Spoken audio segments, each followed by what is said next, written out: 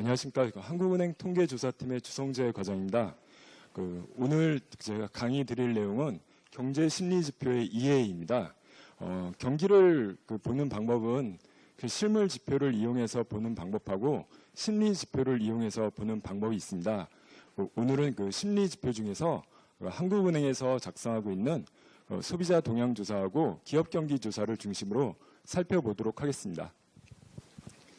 먼저 경기지표에 대해서 살펴보고 소비자들의 경제 인식에 대해서 조사한 소비자 동향조사, 그리고 기업을 대상으로 조사한 기업경기조사에 대해서 설명을 드리고, 마지막으로 소비자 동향조사하고 기업경기조사의 결과를 합성한 경제심리지수에 대해서 알아보는 그런 순서로 진행을 하도록 하겠습니다. 먼저 경기지표입니다. 저희가 보통 경기라는 말을 많이 사용을 하는데요. 개인의 경우에는 본인의 소득이 늘어나거나 아니면 본인이 보유하고 있는 주식이나 부동산과 같은 자산의 가격이 올라가면 경기가 괜찮다고 생각을 합니다. 그리고 기업의 경우에는 기업의 매출이 늘어나거나 생산활동이 증가하고 또 이윤이 늘어나면 경기가 좋다고 생각을 합니다. 일반적으로 국가 전체적으로 봤을 때 경기란 생산이나 소비, 투자, 고용, 수출입, 금융 등을 다 종합한 국민 경제 총체적인 활동 수준을 의미를 하는데요.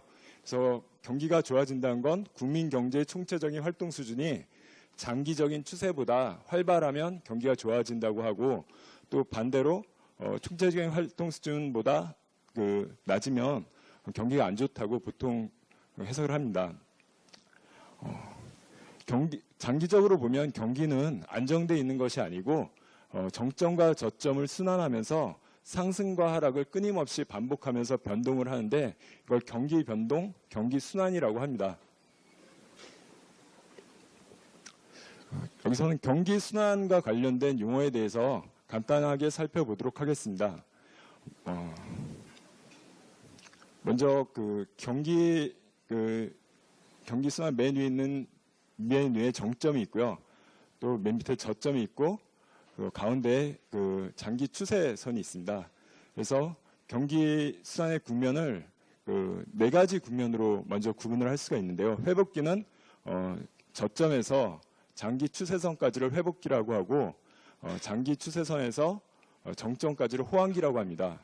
정점을 지나면 후퇴기라고 하고, 장기 추세선을 지나서 저점까지를 불황기로 그렇게 구분을 합니다. 또 경기 순환은 확장 국면하고 수축 국면으로도 구분을 할 수가 있는데요. 확장 국면은 저점에서 정점까지를 확장 국면이라고 하는데, 때는 경제 활동이 활발해지면서 경기가 호전되는 상태를 보입니다.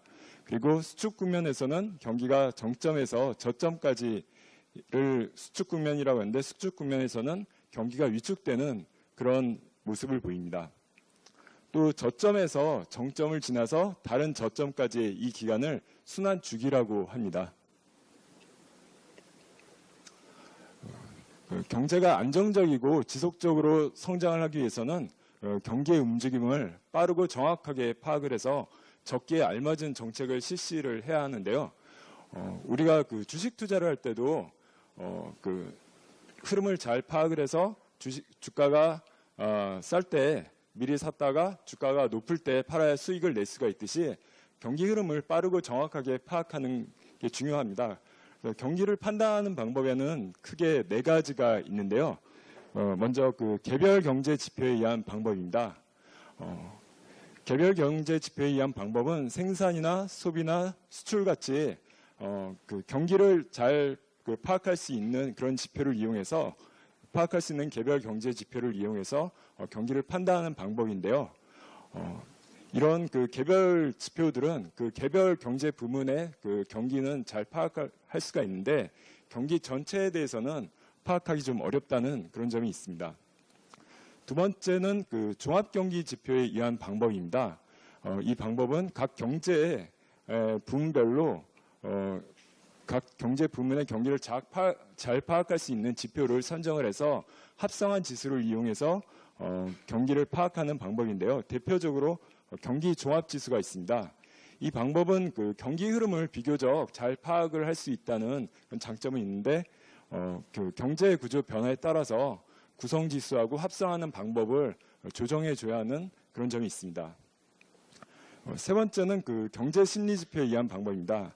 이 방법은 그 소비자나 기업과 같은 경제 주체들이 갖고 있는 경제에 대한 인식이 그 경기 변동하고 관련이 있다는 그런 경험적 사실에 바탕을 두고 있는데요.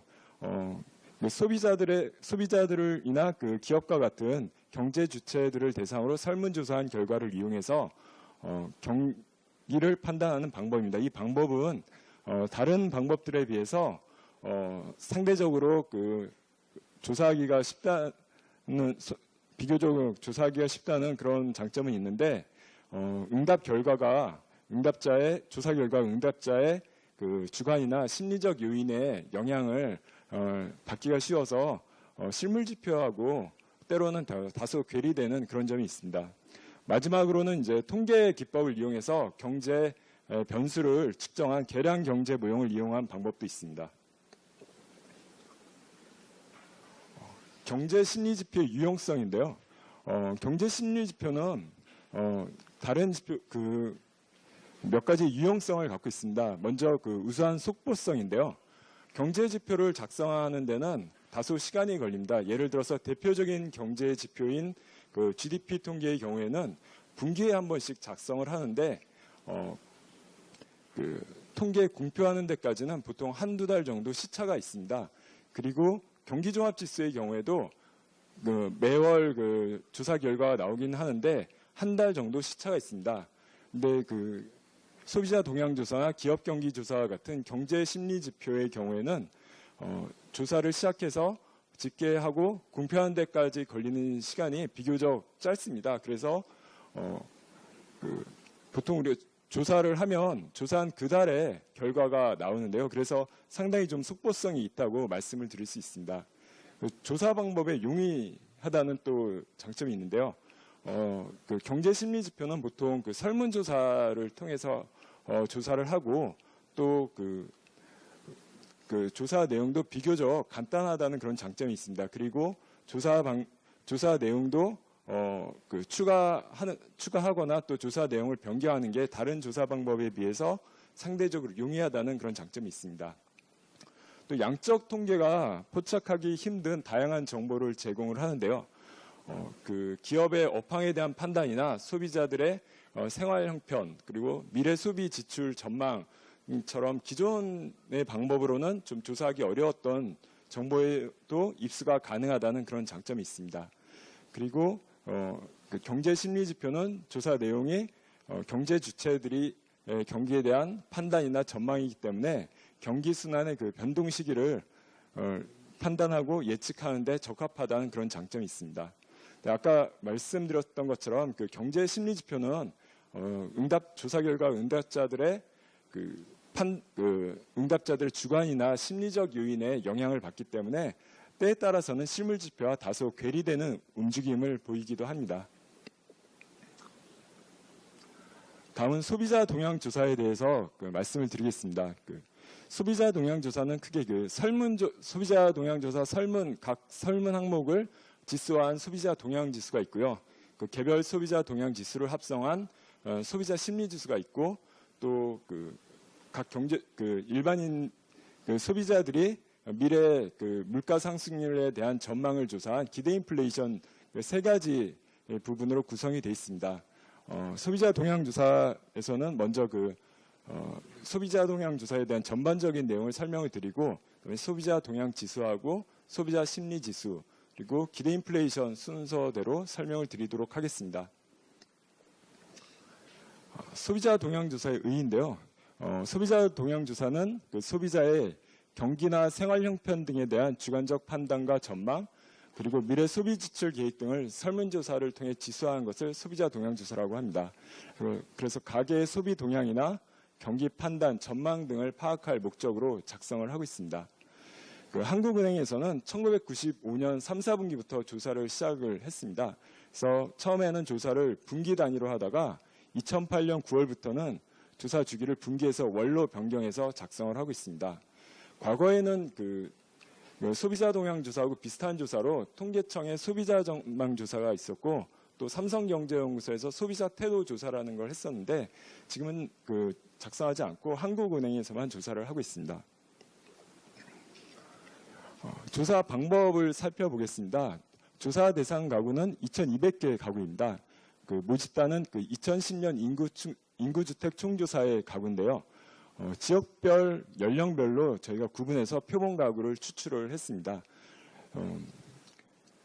저희가 2013년에 2010년 인구주택 총조사 결과를 가지고 표본 개편을 했는데 지금 최근에 2015년 인구주택 총조사 결과가 나와서 저희가 다음 표본 개편을 준비 중에 있습니다. 한번 표본 가구로 선정된 조사 대상 가구는 다음 표본 개편까지 조사에 참여하는 고정 표본 방식으로 저희가 조사를 하고 있습니다. 조사 주기는 매월이고요. 조사 시기는 매월 15일을 전후한 일주일간 조사를 하고 있습니다. 조사 방법은 우편 및 전자설문 방식으로 조사를 하고 있습니다. 조사 항목을 보시면 크게 경제 인식하고 경제 전망, 그리고 소비 지출 전망하고 가계 저축 및 부채, 물가 전망 이렇게 5개 부분으로 구성이 되어 있습니다. 먼저 경제 인식을 보면 경제 인식은 6개월 전과 비교한 현재 조사 대상 가구의 현재 생활 형편 그리고 우리나라의 현재 경기에 대해서 설문을 하고 있고요. 경제 전망의 부분에서는 6개월 후에 조사 대상 가구의 생활 형편이 좋아질지 나빠질지에 대한 전망, 그리고 우리나라의 경기, 취업 기회 전망, 그리고 금리 수준에 대한 전망을 설문을 하고 있습니다. 소비 지출 전망에서는 또 6개월 후 조사 대상 가구의 가계 수입과 소비 지출이 오를 것으로 예상을 하는지 아니면 늘어날 것으로 예상을 하는지 아니면 줄어들 것으로 예상하는지 설문을 하고요. 가계 저축 및 부채에서는 현재 가계 저축과 부채가 6개월 전에 비해서 늘었는지 줄었는지, 그리고 6개월 후에 가계 저축과 부채가 늘 것으로 예상을 하는지 줄 것으로 예상하는지를 설문을 합니다. 여기까지는 비교 대상이 6개월 전과 6개월 후를 현재하고 비교를 하는 방식으로 설문을 하는데요. 마지막에 물가 전망은 1년 단위로 저희가 설문을 합니다. 그래서 1년 후에 물가 수준이나 주택가격 인근 수준이 현재하고 비교해서 오를 것으로 보는지 아니면 내릴 것으로 보는지에 대해서 설문을 하고요.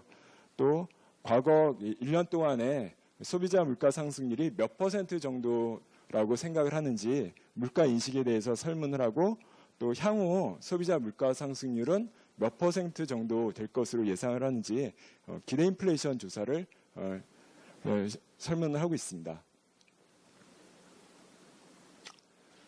저희가 조사하고 있는 소비자 동향 조사표인데요. 소비자 동향 조사표는 4페이지로 구성이 되어 있습니다. 그래서 첫 번째 페이지에는 작성자 정보를 기입을 하도록 되어 있습니다. 작성자 정보에 보면 세대주 성명이나 연령, 또 직업, 주거 상황, 월평균 가구 총수입을 작성을 하도록 되어 있어서 매월 조사 대상 가구에서 작성한 이 정보를 이용해서 저희가 직업별 지수나 소득별 지수처럼 계층별 지수도 작성해서 공표를 하고 있습니다. 조사표 내용을 보면 경제 인식 내용이 먼저 나오고 경제 전망에 대한 조사, 소비 지출, 그다음에 가계 저축 및 부채, 물가 전망 이렇게 이 순서대로 나오고 있고요. 마지막 번호로 보면 19번까지 있는데 이 중간에 9번에 소비 항목별 지출 규모가 9개 문항으로 구성이 되어 있고 또 기대 인플레이션이 추가 설문이 있어서 총 28개 문항으로 구성이 되어 있습니다. 설문 방식을 살펴보겠습니다. 설문 방식을 보면 각 응답 항목은 매우 긍정하고 다소 긍정, 비슷, 다소 부정, 매우 부정 5개 항목으로 구성이 되어 있고요. 이 5개 항목 중에 하나를 선택하는 5점 척도 방식으로 조사를 하고 있습니다. 그래서 매우 긍정하고 매우 부정에는 가중치를 플러스 1, 마이너스 2를 부여를 하고 다소 긍정하고 다소 부정은 플러스 0.5, 마이너스 0.5를 부여합니다. 비슷은 0으로 가중치를 부여해서 밑에 있는 이 공식에 대입해서 소비자 동향 지수를 산출을 합니다. 마지막에 그 100을 더하고 있는데요. 100을 더하는 이유는 기준치를 100으로 만들기 위해서 100을 더해주고 있습니다. 이 산식을 보시면 산식을 보시면 아시겠지만 긍정응답이 부정응답보다 더 많으면 지수가 100을 넘고, 부정응답이 긍정응답보다 더 많으면 100 밑으로 내려가는 구조로 되어 있습니다. 소비자 동향 지수의 기준치는 100인데요. 지수는 0에서 200까지로 범위가 되어 있습니다. 그래서 소비자 동향 지수가 100보다 큰 경우에는 좋아질 거라고 응답한 소비자의 수가 나빠질 거라고 답변한 소비자의 수보다 많다는 뜻이고요. 또 100보다 작은 경우는 좋아질 거라고 답변한 소비자의 수가 나빠질 거라고 답변한 소비자의 수보다 적을 때 100 밑으로 내려갑니다. 예를 들어서 저희가 향후 경기 전망 지수가 100을 넘었다고 하면 그 향후 경기가 좋다는 그런 의미가 아니고 6개월 후의 경기가 지금보다 좋아질 거라고 응답한 사람이 나빠질 거라고 응답한 사람보다 더 많다는 그런 의미입니다.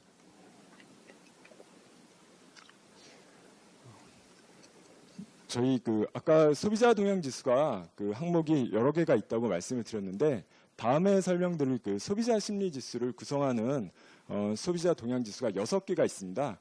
여기서는 소비자 동향 지수 중에서 소비자 심리 지수를 구성하는 6개 지수를 중심으로 최근 소비자 동향 지수의 추이를 살펴보도록 하겠습니다. 먼저 생활 형편 지수입니다. 생활 형편 지수는 위에 있는 빨간색 선이 생활 형편 전망 지수고요. 밑에 파란색 선이 현재 생활 형편 지수인데요. 두 지수 모두 전반적으로 기준치 100 밑에서 위치하는 걸 알 수가 있습니다. 보시는 바와 같이 기준치 100 밑으로 나오면 부정응답이 긍정응답보다 더 많다는 그런 뜻인데, 소비자들이 자기 생활 형편을 판단을 할 때 좀 부정적인 경향이 있는 걸로 그렇게 나타나고 있습니다. 특히 이 그래프가 2008년에 저희가 월 조사를 시작한 이후의 그래프인데요. 현재 생활 형편 지수 경우에는 조사 기간 동안 항상 100 밑에서 위치를 하고 있습니다. 최근 조사 결과를 보면요. 8월달 현재 생활 형편 지수는 7월에 비해서 1포인트 내려간 94입니다. 기준이 100이기 때문에 아까 100보다 밑에 있으면은 부정응답이 긍정응답보다 더 많은 의미라고 말씀을 드렸는데, 현재 생활 형편은 6개월 전에 비해서 현재가 더 안 좋아졌다는 응답이 더 많아서 100 밑에 있고, 또 7월도 100 미치고 8월도 100 미쳤는데 1포인트 하락했기 때문에 8월에는 안 좋아졌다는 응답이 7월에 비해서 조금 더 늘었다, 그런 의미로 해석을 할 수가 있습니다. 그리고 생활 형편 전망 지수는 7월에 104에서 8월에 102로 2포인트 하락을 했습니다. 이는 지수가 100을 넘고 있어서 6개월 후에는 생활 형편이 좋아질 거라는 응답이 나빠질 거라는 응답보다 더 많다는 의미인데요. 8월에도 좋아질 거라는 응답이 더 많긴 했는데 7월에 비해서는 좀 줄었다, 그런 의미로 해석을 할 수가 있습니다. 다음은 가계 수입하고 소비 지출 전망 지수입니다. 가계 수입하고 소비 지출 전망 지수는 방금 전에 보았던 생활 형편 지수에 비해서 다소 좀 변동폭은 작은 편인데 추이는 비슷한 모습을 보이고 있습니다.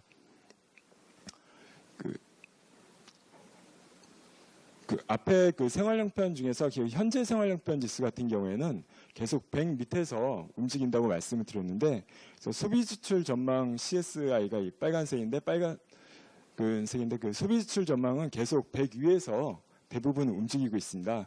저희가 소비자 동향 지수의 기준치가 100이라서 경제 상황이 좋을 때는 100을 넘고, 또 경제 상황이 안 좋을 때는 100 밑에서 나오는 그런 모습을 보일 것 같은데, 실제 조사를 해보면 어떤 지수의 경우에는 100을 계속 넘는 지수가 있는가 하면 어떤 지수의 경우에는 100이 안 되는 100 밑에서 계속 움직이는 그런 경우가 있습니다.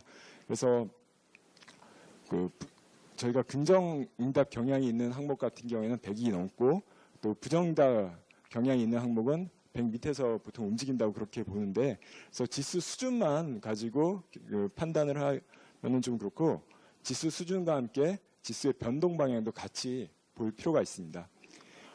최근 조사 결과인 그 8월달 조사 결과를 보면 가계 수입 전망은 7월하고 똑같은 103을 보이고 있습니다. 그래서 6개월 후 가계 수입이 지금 현재보다 늘어날 걸로 응답한 응답자가 더 많은데 7월과 비슷한 정도로 더 많았다는 그런 의미로 해석을 할 수가 있습니다. 그리고 소비 지출 전망 CSI는 7월에 108에서 8월에 109로 1포인트 상승을 했습니다. 그래서 앞으로 소비 지출이 늘어날 것으로 보는 응답한 소비자가 더 많은데 7월에 비해서 8월에 조금 더 늘었다. 그렇게 해석을 할 수가 있습니다. 다음은 그 경기 관련 지수를 살펴보도록 하겠습니다. 경기 관련 지수는 앞에 보셨던 생활형편 지수나 가계 수입 소비 지출 전망 지수에 비해서 변동폭이 좀 상당히 큰 편입니다. 경기 관련 지수의 변동폭이 크게 나타나는 이유는 앞에 그 생활형편이나 가계 수입 소비 지출 같은 경우에는 생활에서 소비자들이 판단해서 응답을 할 수가 있는데, 경기 관련 지수의 경우에는 보통 그 언론 보도나 주변의 그 소문 등에 의지해서 그 판단을 하는 경우가 많아서 상대적으로 좀 변동폭이 큰 모습을 보이고 있습니다. 여기에는 빨간 선이 향후 경기 전망 지수고 파란 선이 현재 경기 판단 지수인데 향후 경기 전망 지수가 현재 경기 판단보다 계속 좀 높은 모습을 보이고 있어서 응답자 소비자들이 미래 경기를 볼 때는 좀 다소 현재 경기에 비해서 좀 낙관적인 그런 판단을 하는 그런 모습을 보이고 있습니다. 현재 경기 판단의 8월달 조사 결과를 보면 7월에 96에보다 3포인트 내려간 93을 보이고 있습니다. 그래서 현재 경기가 6개월 전에 비해서 안 좋아졌다는 응답이 7월에도 더 많고 8월에도 더 많은데 8월에 조금 더 늘었다고 그렇게 해석을 할 수가 있습니다. 향후 경기 전망은 7월에 109에서 8월에 104로 5포인트 하락을 했습니다. 그래서 한 6개월 후에는 경기가 좋아질 것으로 응답한 응답자가 나빠질 것으로 응답한 응답보다 더 많은데 7월에 비해서는 좀 줄어든 걸로 그렇게 해석을 할 수가 있습니다. 지금까지 설명드린 소비자 동향 지수는 각 그 소비자 동향 조사 설문 항목에 대한 소비자들의 태도는 잘 나타내고 있습니다. 그런데 아까 말씀드렸듯이 소비자 동향 지수가 여러 개가 있는데 어떤 지수는 올라가고 어떤 지수는 내려갔을 때 이번 달 그 소비자 동향 조사 결과와 좋아진 건지 아니면 나빠진 건지 판단하기가 좀 곤란한 그런 경우가 있습니다.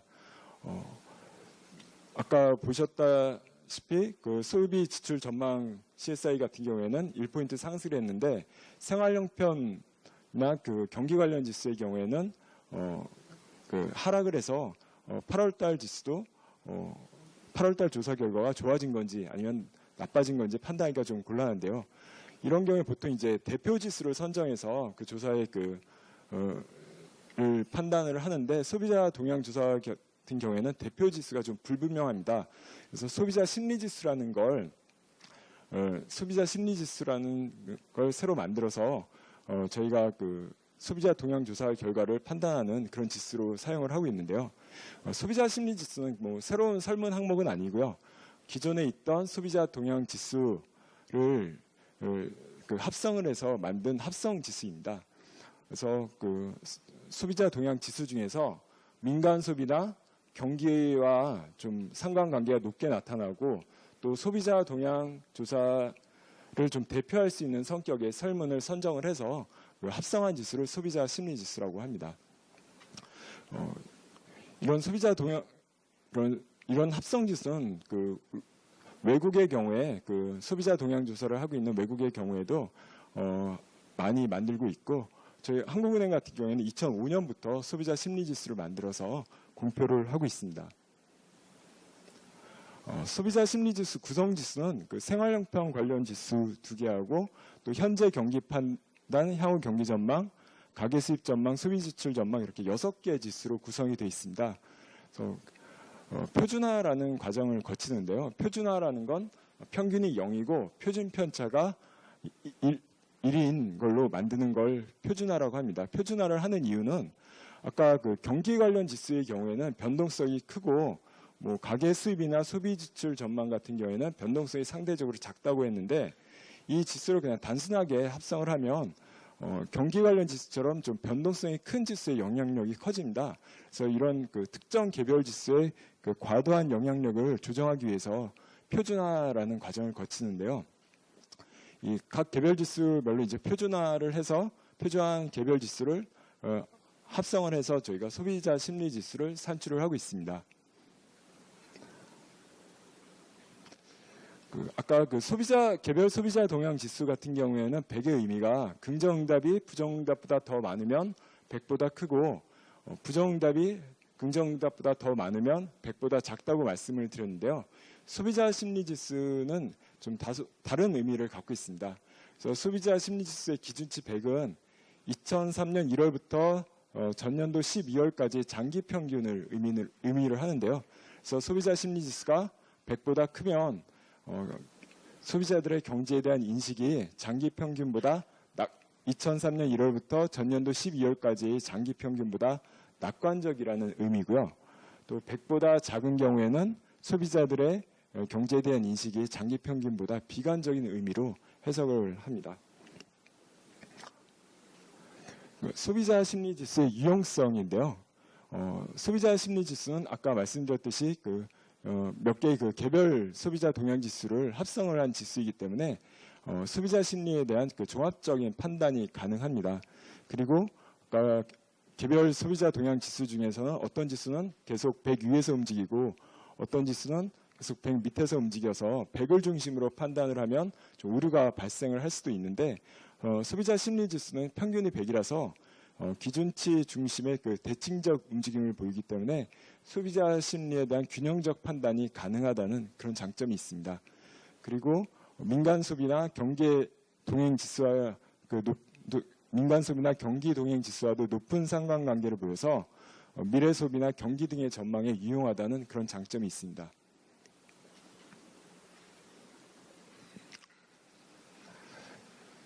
소비자 심리 지수 추이입니다. 여기 빨간 선이 그 소비자 심리 지수고 밑에는 파란 선이 민간 소비인데요.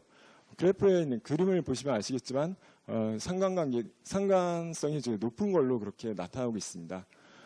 최근 그 소비자 심리 지수 추이를 보면 2월 달부터 소비자 심리 지수가 상승을 해서 4월에 100을 넘었고 7월까지 6개월 연속 상승을 했다가 8월 달에 1.3포인트 하락을 했습니다. 다음은 기대 인플레이션인데요. 기대 인플레이션은 약간 좀 생소한 그런 개념인데 향후 물가 상승률에 대한 가계의 주관적인 전망을 나타내는 개념입니다.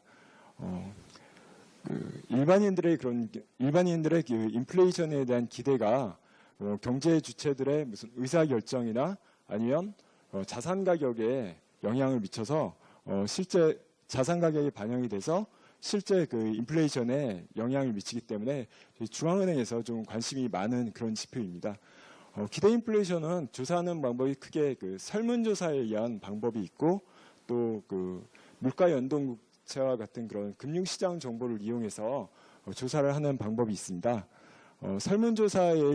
설문조사 방법에 의한 기대 인플레이션은 저희 소비자 동향 조사에서 설문을 하고 있는데요. 설문 내용을 보면 그 향후 1년간 소비자 물가 상승률에 대해서 설문을 합니다. 소비자 물가 상승이 어떠할 것으로 생각하는지 설문을 하면 9가지 항목 중에서 하나를 선택하는 9점 척도 방식으로 저희가 설문을 하고 있습니다. 그래서 각 응답 항목별 비중을 기초로 해서 중위수 방식으로 산출을 합니다. 그래서 중위수라는 건 그 크기 순으로 응답 나열했을 때 가운데에 해당하는 값을 중위수라고 하는데요. 다음 페이지에 그 기대 인플레이션 응답 분포를 보겠습니다. 여기에 그 구성비가 아까 말씀드린 응답 항목입니다. 그래서 하락이 1번이고 0에서 1% 미만해서 6% 이상까지가 있고 모르겠음이 있습니다. 그래서 8월달 조사 결과를 보면 하락이 0.1%이고 0에서 1% 미만이 7.1%, 1에서 2% 미만이 24.2%, 그래서 합쳐서 한 31.4%입니다. 그리고 2에서 3% 미만 구간이 30.1%라서 이를 합치면은 61.5%가 돼서 그 50%에 해당하는 그 중위수 값이 2에서 3% 구간에 위치하는 걸 알 수가 있습니다.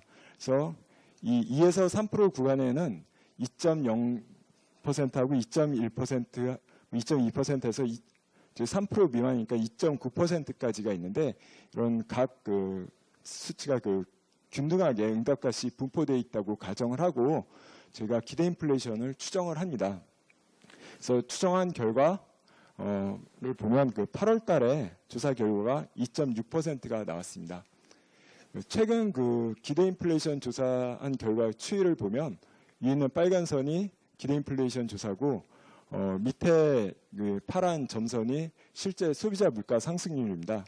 실제 소비자 물가 상승률을 보면 하락을 하다가 최근에 이제 1% 내외에서 낮은 수준을 보이다가 좀 올라가는 그런 모습을 보이고 있는데 기대 인플레이션은 2.5% 내외에서 계속 일정한 그 모습을 보이고 있습니다. 그래서 그 기대 인플레이션이라고 그 실제 소비자 물가 상승률하고 좀 다소 괴리되는 모습을 보이고 있는데요. 이런 현상은 우리나라만 있는 건 아니고 기대 인플레이션을 조사하고 있는 그 미국이나 영국 같은 그 주요국의 경우에도 공통적으로 나타나고 있는 현상입니다. 지금까지 그 소비자 동향 조사 결과에 대해서 말씀을 드렸고요. 다음에 기업 경기 조사는 그 기업통계팀의 하세호 과장께서 설명을 드리도록 하겠습니다.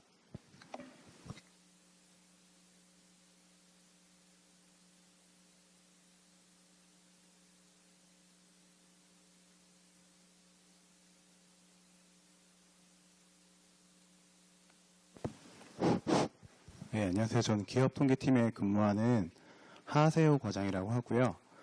저는 기업 소비자 동향지수에 이어서 기업 경기 조사에 대해서 설명을 드리고 끝부분에는 경제 심리 지수에 대해 설명을 드리겠습니다. 그래서 저는 기업 경기 조사의 조사 항목이랑 지수를 어떻게 산출하는지 말씀을 드리고요. 그 다음에 지수를 어떻게 해석을 해야 하는지 그리고 유의점이 무엇인지 말씀을 드리고 마지막으로는 그 지수의 최근 추이가 어떻게 이루어지고 있는지랑 더불어서 관계된 다른 지표와 기업 경기 실서 지수가 어떤 관계를 갖는지 설명을 드리겠습니다. 그래서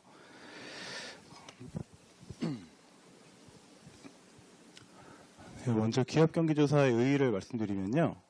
일단 앞에서는 소비자에 대한 경기에 대한 인식을 알아보기 위한 조사였는데 기업 경기 조사는 이제 기업들이 업황이나 매출 등에 대한 판단을 어떻게 하는지 조사를 해서 그거를 토대로 기업 경기 실사 지수, 줄여서 BSI라고도 하는데요. 그 지수를 산출을 하는 작업을 의미를 하고요. 그래서 결국에는 BSI를 통해서 기업인들이 느끼는 개별 기업의 업황 등을 종합을 해서 전체적인 경기 흐름을 판단하고자 하는 게 이 조사의 목적이라고 할 수 있습니다. 연역을 보시면 역사가 꽤 오래됐죠. 66년부터 조사를 했고요. 그 이전까지는 분기 조사를 했었는데 2003년부터 통계에 좀 속보성을 강화하기 위해서 월간 조사를 시작했고요. 2006년 1월에는 이제 업종별 GDP 가중 방식을 산출을 했는데 이 부분은 뒤에 제가 설명을 드리겠습니다. 그리고 2015년 6월에는 이제 장기 평균을 새로 공표를 했는데 이 부분도 뒤에서 설명을 드리겠습니다. 그래서 기업 경기 조사는 크게 조사 대상은 3,300개 정도 되는 법인 기업을 대상으로 하고 있고요. 저 표본은 이제 2015년 6월부터 적용을 하고 있습니다. 저 표본을 가져온 모집단은 2013년 법인세 신고 기업에서 이제 업종별, 규모별로 층화를 해서 표본 기업을 추출을 한 거고요. 그래서 모집단에서는 제외되는 그 업종들이 좀 있습니다. 예를 들어서 금융이나 공공행정, 연구, 사회복지 이런 데들은 저희가 이제 조사하고자 하는 목적이 일반 기업들이 지금 경기를 뭐 자신의 회사의 상황을 어떻게 보는지를 이제 알고자 하는 건데 금융이나 보험 같은 경우에는 저희 은행에서 이제 대출행태 서베이라는 금융기관을 대상으로 한 서베이가 따로 있어서 저희는 하지 않고 있고요. 나머지 공공행정이나 연구 이쪽은 아무래도 경기의 흐름을 읽는 데는 좀 부적합하다는 생각이 들어서 제외를 하고 있습니다. 그래서 최종적으로 이제 3,313개 법인기업 중에는 업종 수가 지금은 제조업 23개, 비제조업 13개 정도로 구성이 되어 있습니다. 그래서 모집단이 약간 2013년이라서 좀 오래돼 보이잖아요. 그래서 최근에 2016년 법인세 신고기업 자료가 와서 그거를 토대로 새로운 표본을 만들어서 내년 한 6월 정도에 이제 새로운 표본으로 대체를 할 계획을 하고 있습니다. 조사 시기는 소비자 조사와 마찬가지로 매월 15일 전후에서 일주일 정도 조사를 하고 있고요. 월 말경에 공표를 하고 있습니다. 조사 방법은 우편과 전자 설문으로 되어 있습니다. 그래서 조사 항목이 여러 개가 있는데 거의 다 이제 기업들의 경영 활동에 대한 전반적인 걸 다 조사를 하고 있습니다. 그래서 그 조사 내용의 특성에 따라서 어떤 거는 해당 월의 수준이 어떤지에 대해서 조사를 하고 있고요. 어떤 거는 전년 동월비 혹은 전월비에 대해 조사를 하고 있고 또 마지막 항목으로는 이제 경영 애로사항이 무엇인지 해서 보기를 14개를 저희가 제시를 하고 선택을 하시도록 안내를 하고 있습니다. 그래서 요 조사 중에서 전년 매출 같은 경우에는 왜 전년 동월비로 하냐 하면 그 매출액은 계절에 따라 약간 차이가 날 수가 있거든요. 그래서 계절성을 최대한 배제하기 위해서 전년 동월에 비해서 어떻게 됐는지를 조사를 하고 있고요. 신규 수주나 그런 것도 마찬가지고 이제 전월비 같은 경우에는 그런 게 영향이 좀 적다고 판단되는 항목들은 좀 응답하기 편리하도록 전월에 비해서 좋아졌는지 안 좋아졌는지에 대해서 조사를 하고 있습니다.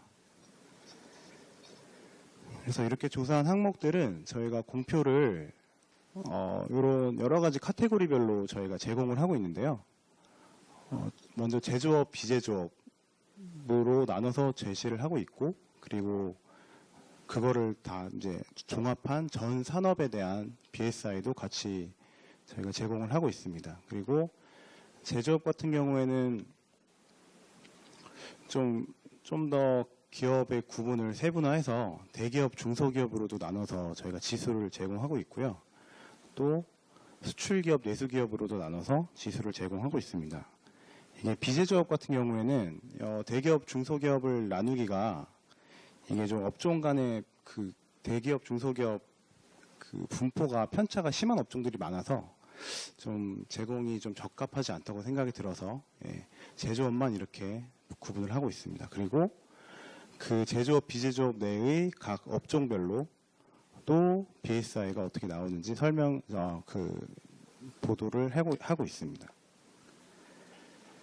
그래서 흔히 이제 기업 경기조사를 BSI라고 많이 들어보신 분도 있고 아니신 분도 있을 텐데 보통 우리가 말하는 게 BSI가 좋다, 올랐다, 내렸다 하는 게 보통 요 업황이라는 항목이고요. 이게 이제 전체적인 이런 내용들을 종합해서 응답을 이제 하는 항목이라 요거를 저희가 대표적인 지수로 말을 하고 있고요. 사실은 그냥 BSI가 어떻다고 하면은 약간 정확하지 않은 표현이고 업황 BSI, 매출 BSI 다 요 글자 뒤에 BSI를 붙여서 이제 말씀하시는 게 제일 정확한 거고요.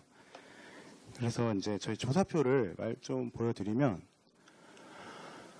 앞에 말씀드린 제품 재고라든지 설비, 수주, 생산, 가동률 쭉 해서 마지막에 이제 요거를 종합해서 업황을 어떻게 보시는지 말씀을 이제 하도록 저희가 이렇게 마지막에 배치를 했고요. 아까 말씀드린 경영 애로사항에 대해서 수출 부진, 내수 부진 등등등 해서 14가지 항목의 응답을 받아서 정보를 만들고 있습니다. 그리고 조사 방식은 아까 소비자 조사는 5점 척도였잖아요. 저희는 3점 척도입니다. 이렇게 해서 기업을 운영하시는 분들이 아까 여기 요 마지막에 요 있었던 업황을 보여드리면 귀사의 업황 판단은 어떻습니까? 그래서 계절적인 요인을 제거한 후 우리나라 전체의 전반적인 경기가 아닌 귀사만의 상황을 종합적으로 판단해 주십시오라고 안내를 하고 해당 월에 이게 이제 8월 조사표거든요. 이번 달에 업황이 좋았습니까? 뭐 보통입니까? 나쁩니까? 그리고 다음 달 전망은 뭐 어떻습니까? 3점 척도로 직관적으로 응답을 하도록 조사를 하고 있고요. 나머지 항목들도 이런 뭐 약간 표현은 조사표 보시면 아시겠지만 뭐 상승, 호전 이렇게 좀 확대 이런 의미의 긍정적인 표현들이 앞에 가도록 긍정적인 보통 부정적인 보기들을 제시를 하고 있습니다. 그래서 근데 업황이 이제 보통 저희가 BSI를 공표할 때 제일 이제 보도도 많이 되는 항목이고 제일 좀 많이 보는 지표인데 업황이 사실 의미가 좀 잘 안 잡히시는 분이 있으실 것 같아서 제가 좀 설명을 드리려는데요. 업황이란 일반적으로 이제 생산이나 매출 같은 기업의 경영 성과를 종합적으로 나타내는 추상적 개념이고요. 이거는 사실 사전에 명시적으로 있는 단어는 아닌데요. 그냥 산업계에서 뭐 이런 영업 현황, 영업 상황 이런 정도의 의미로 통용이 되고 있고요. 그 해외 이제 조사표를 보면은 이제 우리의 업황에 해당하는 부분이 이제 비즈니스 컨디션 혹은 비즈니스 시츄에이션 뭐 이 정도 의미로 사용이 되고 있습니다. 그래서 이게 이제 사실 기업이 느끼는 자기 회사의 어떤 상황이 좋고 나쁨이 매출일 수도 있고 어떤 회사는 또 뭐 원자재 가격이 많이 올라서 생산성이 안 좋아지면은 또 안 좋게 느낄 수도 있고 이게 회사마다 입장이 다르기 때문에 그거를 요런 개별 지표보다는 요거를 종합적으로 이제 응답하는 마지막 항목인 업황 BSI를 이제 기업 경기 조사에 의한 경기 판단의 주지표로 보통 활용을 하고 있습니다. 그래서 뒤에 설명을 드릴 때는 이 업황 BSI를 중심으로 설명을 드리겠습니다. 그래서 산출 방식인데요. 아까 비슷합니다. 그 소비자 조사도 이제 긍정응답에서 부정응답을 빼서 뭐 전체응답을 나누고 뭐 100을 곱하고 100을 더하고 이렇게 했잖아요. 기업 경기 조사 비슷하고요. 다만 이제 3점 척도이기 때문에 이제 더하고 빼는 게 하나씩 긍정적인 응답, 부정적인 응답을 이제 빼서 BSI를 만드는데 아까 제가 이제 표본이 3,313개였는데 그 응답을 다 그냥 합쳐가지고 여기 넣어가지고 뿅 내는 게 아니고요. 그 업종별로 일단 요 BSI를 산출을 하고 그 다음에 그 업종별 GDP 가중치가 다 이렇게 있거든요. 그 가중치를 이 업종별 BSI에 이제 곱해줘서 이렇게 합쳐서 이제 제조업의 이번 달 BSI는 얼마다. 혹은 뭐 비제조업의 BSI는 얼마다. 뭐 BSI가 얼마다. 이런 식으로 산출을 하고 있습니다. 이게 아까 기억나실지 모르겠지만 이제 GDP 가중치를 2006년인가부터 적용했다고 아까 나왔었거든요. 이게 그전에는 그냥 다 합쳐서 했었는데 이거를 이렇게 한 이유가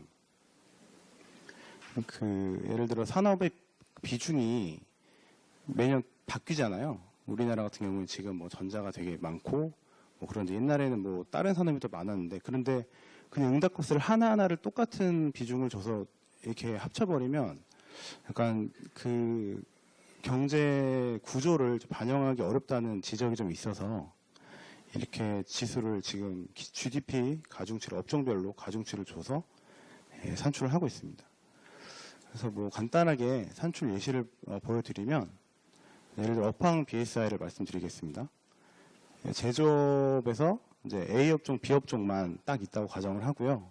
비중이 GDP 비중이 한 0.7, 0.3 정도 비중으로 분포를 하고 있다고 가정을 하고 A라는 업종은 업체 한 90개 중에서 15개가 좋음, 25개가 나쁨, 나머지 보통.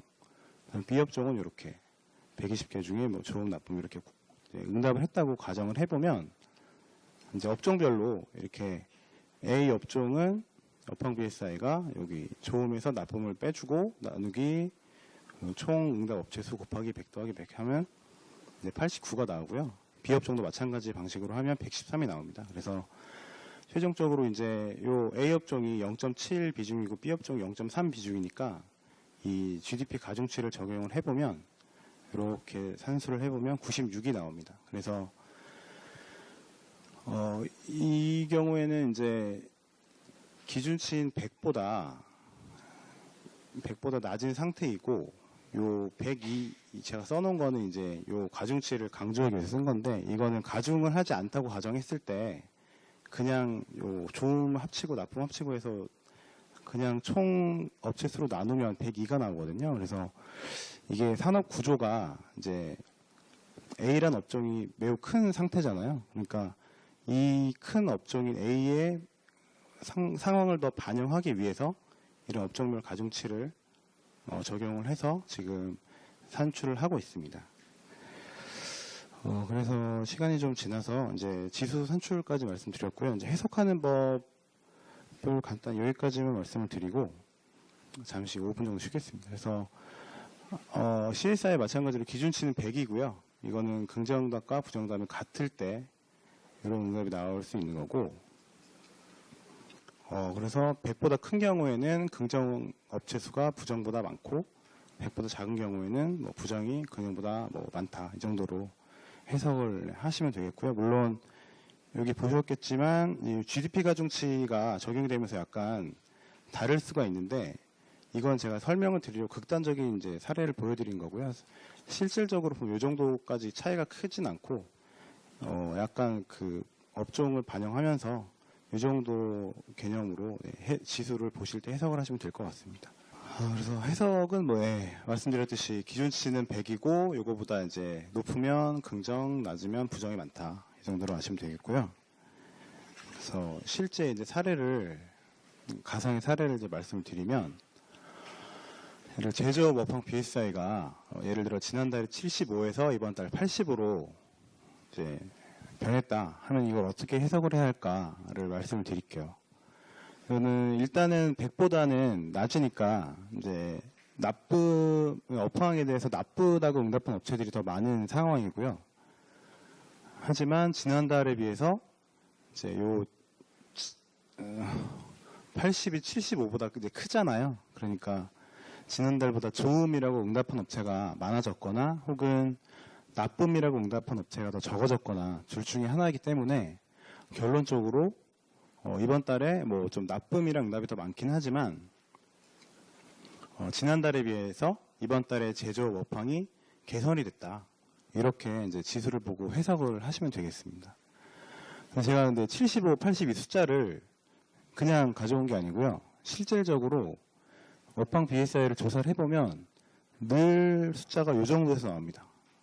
100을 항상 못 넘고 그래서 원래는 저희가 뭐 앞에 설명드린 게 이제 100보다 크면은 뭐 긍정이고 뭐 작으면 부정이라고 했는데 매번 100보다 작으니까 그냥 계속 안 좋은 거 아니냐 100이 의미가 있는 거냐 이런 의문이 좀 제기가 될 수 있잖아요. 그래서 이제 지수를 이제 이렇게 해석을 하시는데 해석할 때 좀 유의사항이 몇 개 있어서 그걸 한 3가지 정도 말씀을 드리겠습니다. 일단 첫 번째는 방금 말씀드린 이제 지수의 편의, 영어로 바이어스라 그러죠. 이런 게 존재를 할 가능성이 이제 있는 거죠. 업체들이 지금 회사의 뭐 업황이 좋습니까, 뭐 나쁩니까 물어볼 때 비록 그렇게 나쁘진 않아도 막 되게 좋다고 응답을 그렇게 할 경우가 많지가 않다는 거죠. 근데 어차피 저희가 기업인들한테 이제 물어본 결과고 너무 낮다고 해서 아니 지금 이렇게 안 좋진 않지 않으시냐 괜찮지 않으시냐라고 바꿀 수는 없는 거잖아요. 그러니까 그 응답값을 인정을 하고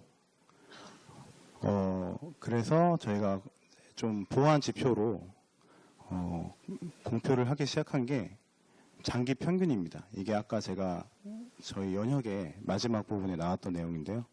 장기 평균을 그래서 평균적으로 기업인들이 업황에 대해서 어느 정도로 그런 답변을 했을지를 한번 보자는 거죠. 그래서 2003년 1월부터 이제 월공표를 시작했으니까 이때부터 요 공표 직전 연도 12월까지, 그러니까 올해로 치면 2016년 12월까지의 매달의 업황 BSI를 업황 BSI를 포함한 모든 BSI를 다 월 평균을 내서 함께 참고 자료로 공표를 하고 있습니다. 그래서 내보니까 업황 BSI 같은 경우에는 제접은 한 80이 나왔고요.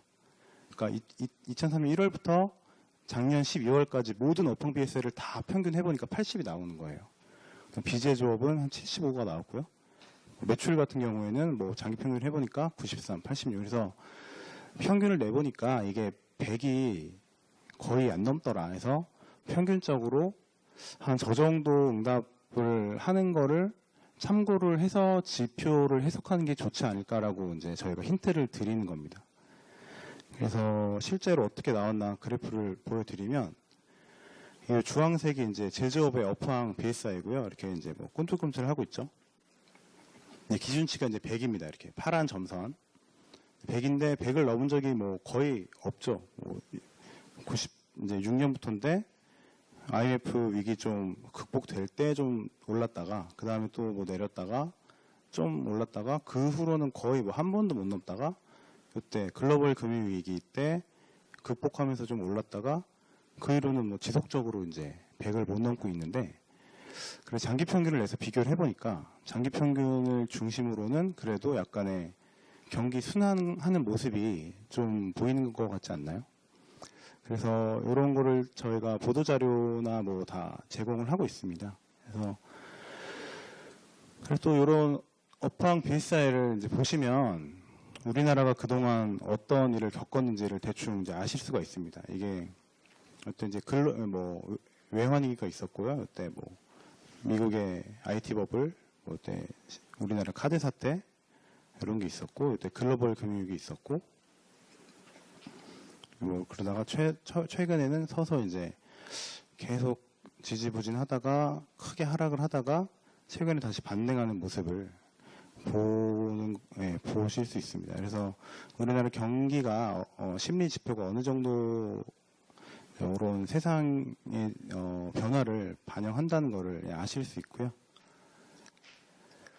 또 두 번째 유의점은 이제 아까 기억이 나실지 모르겠지만 요 업황 판단 조사를 할 때 이제 계절적인 요인을 제거하라고 저희가 큰 따옴표까지 쪄서 이렇게 강조를 하거든요. 왜냐하면 계절적으로 뭐 좋아지고 나빠지는 건 좀 경기를 판단하는데 좀 그 혼란을 줄 수 있기 때문에 정말로 보는 게 어떠냐. 그래서 뭐 예를 들어 어떤 업종은 여름에 되게 잘 되는 업종이 있을 거 아니에요. 그런 데는 겨울, 가을에는 계속 뭐 안 좋게 나오는 게 과연 진짜 안 좋은 건지 그냥 계절적으로 그런 건지 섞여 있으면 바람직하지 않기 때문에 이렇게 안내를 드리는데, 그럼에도 불구하고 요 지수가 약간 계절성 일부 포함될 가능성이 이제 보이고 있습니다. 왜냐하면 이 3, 4월에 보통 좀 지수가 뭐 좀 높게 나오고 7, 8월에 낮게 나오는 경우가 많거든요. 이게 왜 그러냐면 이제 1, 2월에는 뭐가 있죠? 뭐 설날도 있고 2월은 또 28일까지밖에 없잖아요. 그러니까 기업들이 생산량이 좀 줄어드는 이제 시기고, 3, 4월은 이제 특별한 그런 휴일이나 이런 게 없이 좀 신학기도 시작되고 하면서 생산이 좀 본격화되는 시기이기 때문에 3, 4월은 이제 보통 오르는 경우가 많습니다. 그리고 7, 8월에는 이제 뭐 휴가철도 있고 뭐 비도 많이 오고 뭐 이러면서 건설도 착공이 좀 덜 되고 약간 이런 영향도 받으면서 또 약간 하락하는 경우가 다수 이제 보이고 있거든요. 그래서 그런 조업일수 같은 영향을 좀 받는 게 아닌가라고 이제 보여지고 있고요. 그래서 이런 업황 BSI 같은 경우에는 이제 계절 요인을 제거를 이제 최대한 하려고 하지만 이런 움직임이 실질적으로 보이고 있기 때문에 여러분께서 이제 나중에 업황 BSI를 이제 보실 때 뭐 지난달보다 이번 달에 뭐 막 내렸다고 해서 뭐 굉장히 안 좋아졌거나 뭐 올랐다고 굉장히 좋아졌거나 이렇게 극단적으로 단순하게 해석하시기보다는, 그래서 이게 월 단위 초단기적으로 보시기보다는 좀 중장기적인 흐름에 주목을 하실 필요가 있습니다. 그래서 보조 지표로 이제 이런 계절성을 좀 제거한 계절 조정 지수도 저희가 보도 자료에 같이 공표를 하고 있습니다. 그리고 이제 세 번째 유의점이 있는데요.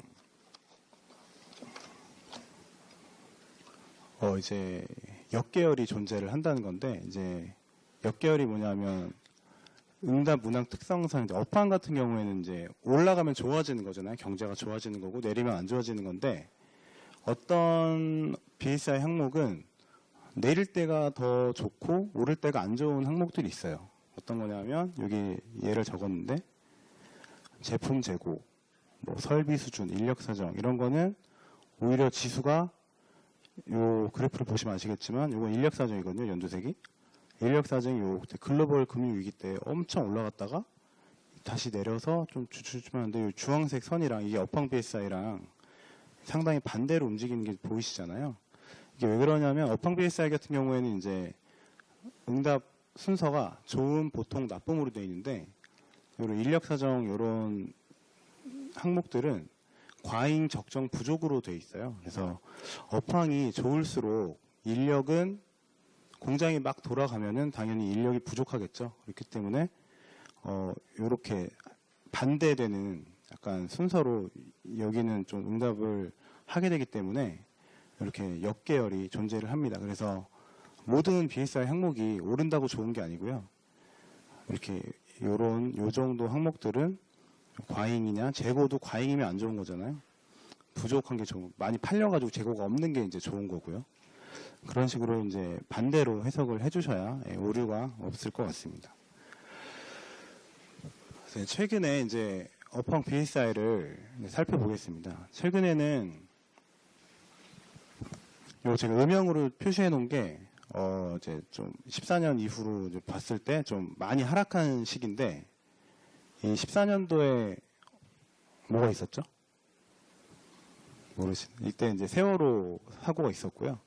그때 이제 제조, 비제조 다 전체적으로 좀 내려가는 업황을 보였고, 이제 15년도에는 기억나시죠? 이때 메르스가 있었습니다. 6월, 7월 뭐 되기 한 5월, 6월 요때 메르스가 있어서 이때 한번 또 쭉 추락을 했죠.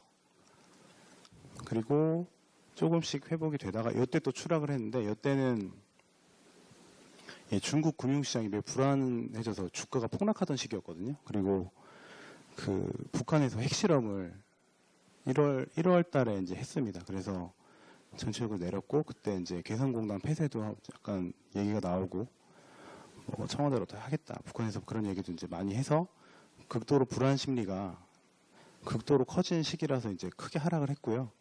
그 이후로는 큰 사건 없이 지속적으로 상승을 이제 하면서 전체적으로 오르다가 최근에 다소 주춤하는 모습을 보이고 있습니다.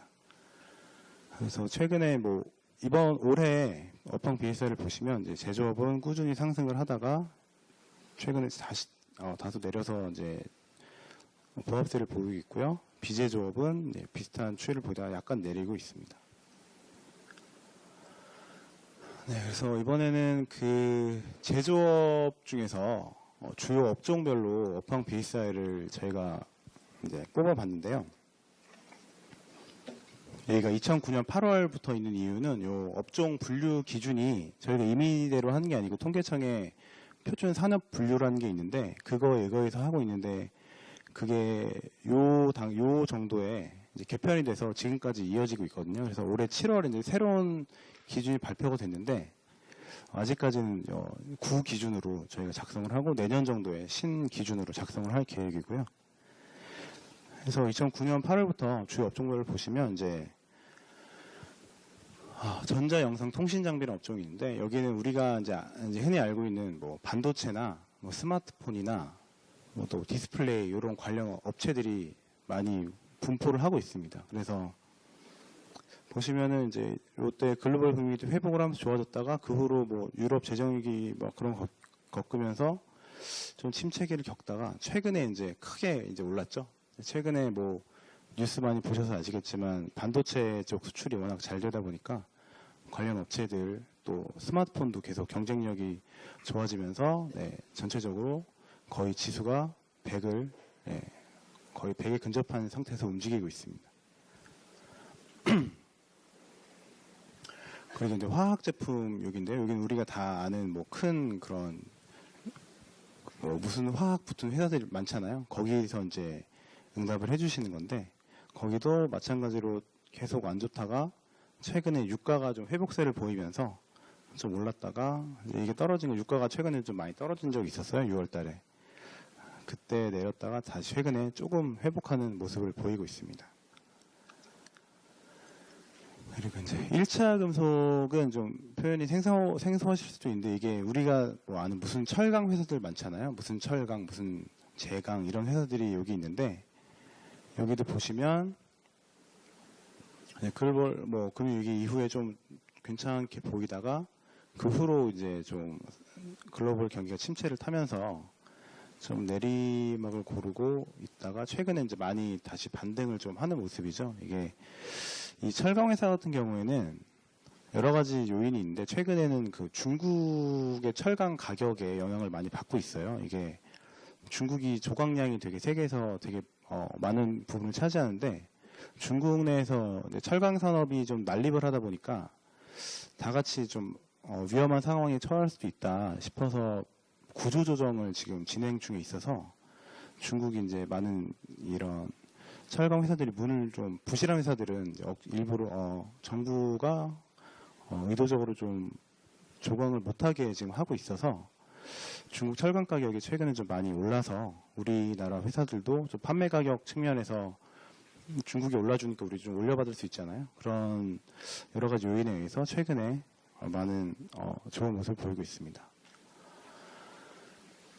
그리고 반면에 이제 자동차 업종인데요. 여기는 요 한 12년도까지는 한 100을 넘기는 되게 굉장히 높은 지수를 보이다가 그 이후에 좀 유럽 재정위기 영향을 받아서 다소 하락을 하고 최근에는 뭐 지속적으로 하락을 하고 있죠. 이게 아무래도 파업 영향도 좀 있고요.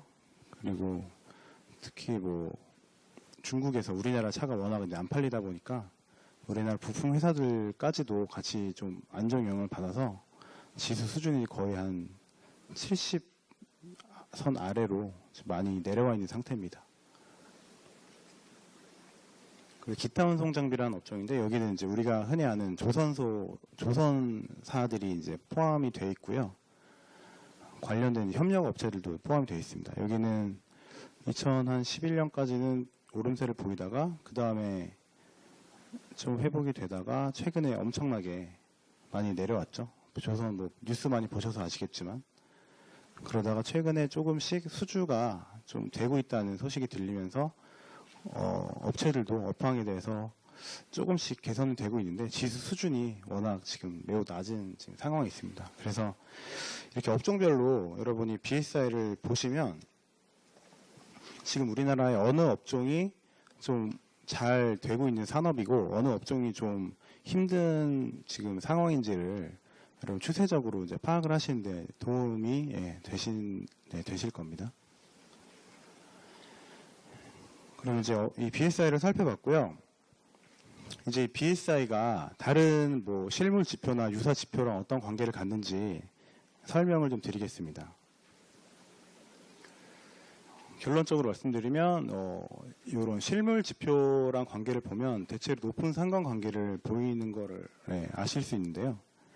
요 연두색 점선이 GDP 증감률이고 제조업 GDP 증감률이고 이제 주황색이 제조업황 BSI인데요. 보시면 거의 뭐 크게 약간씩 뭐 차이는 있을 때가 있는데 거의 큰 흐름은 큰 차이가 없다는 걸 아실 수 있고요.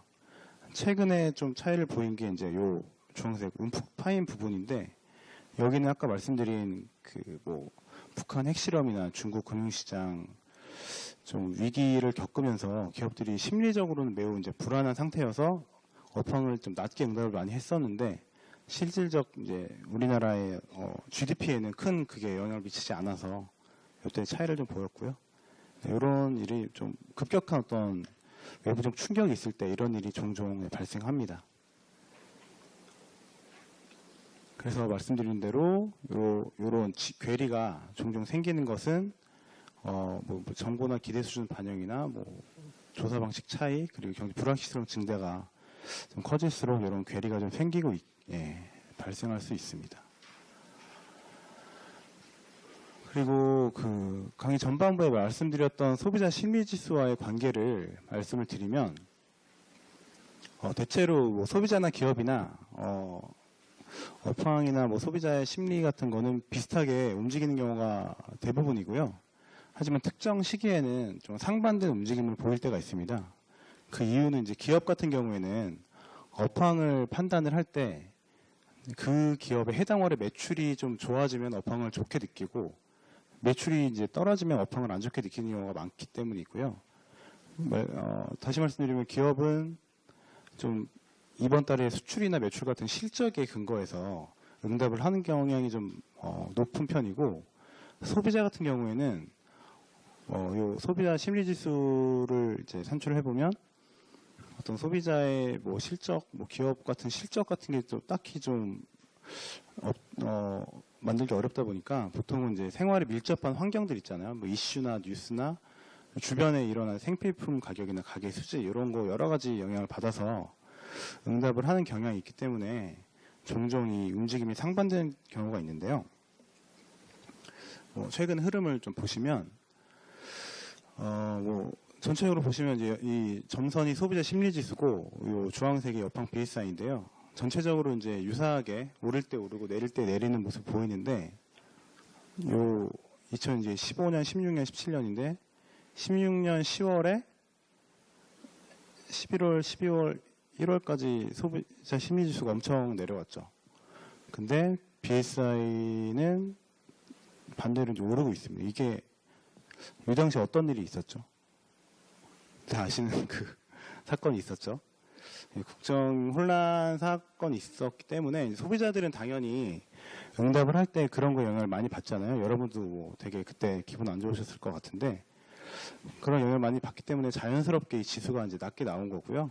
기업 같은 경우에는 이 당시에 지금 수출이 회복되기 시작한 게 딱 이때거든요. 한 11월, 10일 이때부터 우리는 수출이 이제 반등을 하기 시작한 시기라서 이때는 반대로 기업들은 뭐 물론 나라에는 이런 좀 이상한 일이 벌어지고 있지만 기업 입장에서는 뭐 수출도 잘 되고 하니까 업황을 좋게 이제 느끼는 거죠. 그러니까 이런 뉴스는 소비자에게 주로 좀 많은 영향을 주고 기업들은 말씀드린 대로 매출이나 수출 같은 이런 실적에 근거해서 응답하는 경향이 소비자보다는 좀 더 많은 걸로 이번에 파악이 됐고요. 요 때는 또 이제 올해 들어서는 쭉 오르고 있는데 기업은 또 약간 내려갔죠. 이때는 뭐 소비자 같은 경우는 새로운 정보가 들어섰으니까 좀 기대감도 컸고 여러 가지 나라가 좀 바뀌는 상황이라 그런 거에 심리적인 영향을 많이 받았고요. 기업 같은 경우에는 이때 좀 여러 가지 업종들이 뭐 유가도 있고 여러 가지 좀 상황들이 종합적으로 작용을 해서 이때는 다소 좀 내려가는 경향이 좀 보였습니다. 해서 이게 뭐 어느 하나 지수가 뭐 잘 되고 잘못되고 이런 게 아니고요. 요 만약에 소비자의 심리가 실제로 소비의 감소로 이어진다면 기업도 당연히 안 좋게 느끼는 게 맞는 거고요. 근데 요 지표를 봐서는 소비 심리로 내려간 거에 비해서는 기업들이 느끼기에는 뭐 소비가 크게 감소까지는 하진 않았다. 이렇게 해석을 하실 수 있을 것 같습니다. 그래서 아까 말씀드린 대로 요 기업은 요 매출에 근거해서 응답을 하는 경향이 있기 때문에 요때 매출 BSI를 같이 좀 놓고 보면은 요 주황색 선이랑 연두색 선이랑 거의 뭐 같은 방향으로 움직이는 거를 아실 수 있습니다. 그리고 과거에 또 이런 극단적으로 갈렸던 사례가 있는데요. 이때는 2011년 2월, 3월 이때 어떤 일이 있었는지 기억나시나요? 작게 뭐라고 나오는데 이때 이제 일본에 지진이 났던 데예요. 그러니까 지진이 났기 때문에 당연히 저도 그렇지만 다들 불안했잖아요. 뭐 우리도 나는 거 아니냐부터 해서 뭐 또 방사능 이슈도 있었고 했기 때문에 당연히 소비자 입장에서는 불안함을 느꼈기 때문에 이 큰 폭으로 하락을 했고요. 반대로 기업은 이제 매출이 오히려 이때 올랐습니다. 왜냐하면 기업 입장에서는 일본이 우리랑 산업에서 라이벌인 산업이 많잖아요. 근데 우리는 오히려 일본 기업이 좀 생산을 좀 원활하게 하지 못하는 상황이 됐기 때문에 우리나라 기업들은 오히려 기회라고 좀 생각을 하면서 이렇게 소비자랑 좀 반대된 또 입장을 보이기도 했습니다. 그래서 마찬가지로 보시면 업황과 매출이 좀 비슷하게 움직이는 걸 보실 수 있습니다. 네, 그래서 참고로 이제 업황 BSI랑 매출 BSI를 제가 다 찍어봤는데 거의 뭐 상관계수라는 게 이제 1에 가까울수록 함께 움직이는 경향이 높은 이제 통계 변수인데요. 이게 매출과 업황을 이제 해당월 BSI를 다 이렇게 찍어 보니까 거의 0.91이 나오고 전월 대비 증감으로 봐도 거의 0.81 정도로 1에 매우 가깝게 움직이기 때문에 이게 소비자 조사와 기업 조사가 대상이 워낙 보는 관점이 다르기 때문에 이런 현상이 이런 같은 현상이 발생하는 거고요. 이건 통계 뭐 대상의 차이가 있기 때문에 당연히 자연스럽게 발생할 수 있는 상황이고, 그래서 이제 근데 그러면 이때 과연 이럴 때는 어떤 상황이냐? 기업은 좋다 그러고 소비자는 안 좋다 그러고, 그러면 경기를 어떤 걸로 판단을 해야 하느냐라는 의문이 이제 제기가 될 수 있잖아요. 그래서 저희가 개발을 한 게 이제 그 두 가지를 같이 고려한 경제 심리 지수라는 통계입니다. 네, 그래서 뭐 경제 심리 지수는 이제 영어로 Economic Sentiment Index라고 해서 ESI라고 주로 부르고요. 기업과 소비자를 모두 포함한 민간 경제 상황에 대한 심리를 종합적으로 파악을 하기 위해서 개발된 지표고요. 이건 2011년 4월에 이제 한 시험 편제를 해보고 2012년 6월부터 저희 보도자료와 저희 에코스에 이제 공표가 되고 있습니다. 그래서 2003년 1월까지 월 단위로 이제 소급이 다 되어 있고요. 그래서 산출 방식은 뭐 이렇게 시험 편제를 할 때 좀 경기 대응성이 높은 항목이 BSI와 CSI가 어떤 게 있나 여러 가지 시나리오를 저희가 해보니까 이 정도 구성을 이 정도 비율을 해보니까 어느 정도 경기를 잘 설명하더라라는 결론을 내리고 이렇게 여러 가지 제조업의 수출 전망 등 해서 CSI 2개 항목, BSI 5개 항목을 선정을 해서 현재 이 비율로 가중평균을 표준화 지수를 만들어서 가중평균을 산출을 하고 있습니다. 그래서 해석은 아까 소비자 심리지수와 마찬가지로 이제 100을 상회하면 이제 기업과 소비자가 과거 평균보다 이제 낙관적으로 보고 있다라고 해석을 하고, 그 100을 하회하면은 과거 평균보다 요 개별 기업과 소비자가 비관적으로 경제를 보고 있다라고 해석을 하시면 되고요. 그 ESI는 이제 요 지수를 그대로 이제 가감없이 반영한 원 계열이 있고요. 그리고 여기에서 아까 말씀드렸듯이 계절성이 좀 있을 수도 있고, 또 여러 가지 뭐 메르스라든가 여러 가지 불규칙한 그런 사건들이 있잖아요. 그런 거를 좀 제거해서 전체적인 순환적 흐름이 무엇이냐라고 좀 알아야 할 필요가 있기 때문에 그거를 산출한 것이 이제 순환 변동치라는 지수, 이렇게 해서 두 개를 같이 공표를 하고 있습니다. 그래서 보시면 이 주황색이 연두색이 원계열, 좀 뾰족뾰족하죠. 그리고 이제 주황색이 여기서 이제 계절적인 것과 여러 가지 불규칙 요인들을 이제 제거해서 좀 평탄하게 만든 이렇게 흐름을 보여주는 이런 순환 변동치 이게 두 개를 저희가 공표를 하고 있고요. 최근에는 이제 요 16년 초에 좀 많이 저점을 찍었다가 최근에는 많이 이제 회복을 하는 모습을 보실 수 있습니다. 그리고 여기도 마찬가지로 실물 지표와 어떤 관계를 갖는지 이제 GDP 전체 GDP의 전년 동기 대비 증감률과 여기 심리지수의 순환 변동치를 비교를 해봤는데요. 상당히 유사하게 이제 흐름을 나타내고 있고요. 이때는 마찬가지로 불안 심리가 극도로 이제 높았던 시기여서 약간 괴리를 보이고 있고, 최근에는 뭐 좀 여러 가지 지표들이 많이 올라서 여기 GDP의 심리가 실질적인 기업의 생산과 뭐 소비자들의 소비에 얼마나 반영이 되냐에 따라서 GDP가 3분기 GDP가 아마 2분기가 10월에 아마 나올 텐데 그때 예, 한번 비교를 해보시면 이 심리 지표가 우리 실물 경기에 어떻게 반영이 되고 안 되는지를 예, 확인을 하실 수 있을 겁니다. 네, 강의는 여기까지고요. 네, 감사합니다.